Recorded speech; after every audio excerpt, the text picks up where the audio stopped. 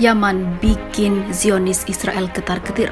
Api dibalas api, ungkap Yaman kepada seluruh pasukan Yahudi.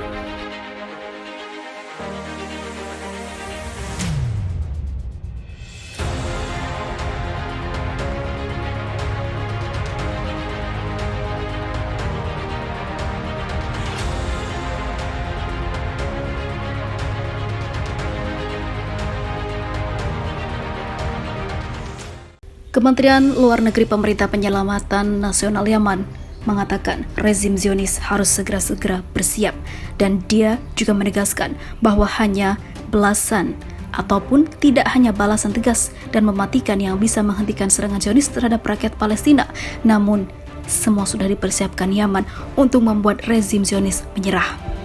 Kemenlu ataupun Pemerintah Penyelamatan Nasional Yaman pada Senin kemarin mengatakan rezim Zionis untuk tidak terus bermain api karena akan dibalas api dan berhentilah melakukan kejahatan kemanusiaan terhadap rakyat Palestina.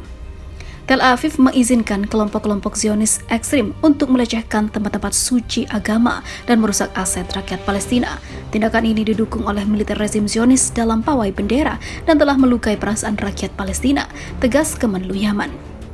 Sebelumnya, kelompok-kelompok perlawanan Palestina sudah memperingatkan rezim Zionis soal pawai itu untuk mencegah memburuknya ketegangan.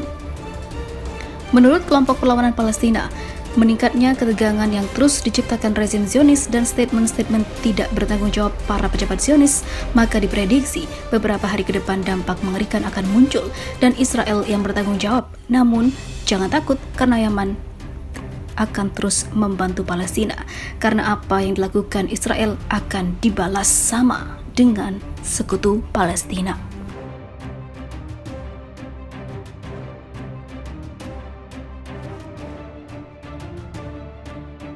Al-Houthi, Amerika Serikat dan Israel sedang menyesatkan umat manusia. Sekjen Ansarullah Yaman mengatakan semua upaya kubu imperialis dan boneka-bonekanya di setiap masa dan di masa sekarang ini, Amerika Serikat dan Israel adalah menyeret masyarakat dari cahaya ke kegelapan.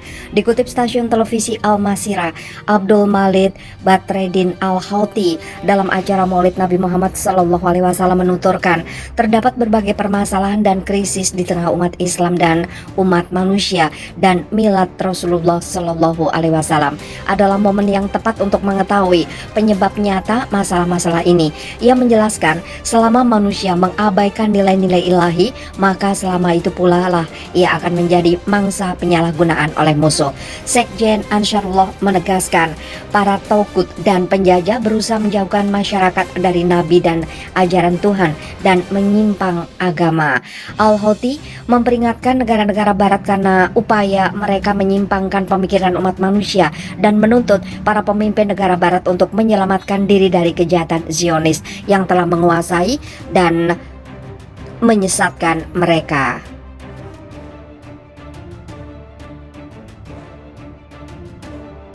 Israel dan Lebanon setujui perbatasan maritim tetap dalam status berperang. Lebanon dan Israel mencapai perjanjian bersejarah tentang perbatasan maritim yang mereka sengketakan setelah bertahun-tahun negosiasi dengan mediator Amerika Serikat. Ini adalah pencapaian bersejarah yang akan memperkuat keamanan Israel, menyuntikkan miliaran ke dalam ekonomi Israel dan memastikan stabilitas perbatasan utara kita, kata Perdana Menteri Israel Yair Lapid dalam sebuah pernyataan seperti dikutip Reuters. Di Lebanon, Presiden Michel Aoun mengatakan ketentuan proposal final memuaskan. Dia berharap kesepakatan akan diumumkan secara resmi sesegera mungkin. Meski ruang lingkupnya masih terbatas, kesepakatan menandai kompromi signifikan antara tetangga dengan sejarah perang dan permusuhan itu. Kesepakatan ini juga membuka jalan bagi eksplorasi energi lepas pantai dan mencairkan sumber ketegangan.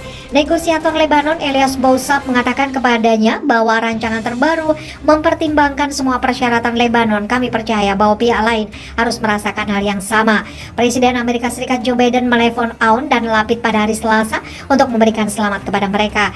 Perjanjian ini dimaksudkan untuk menyelesaikan perselisihan teritorial di Laut Mediterranean Timur di daerah di mana Lebanon bertujuan untuk mengeksplorasi gas alam.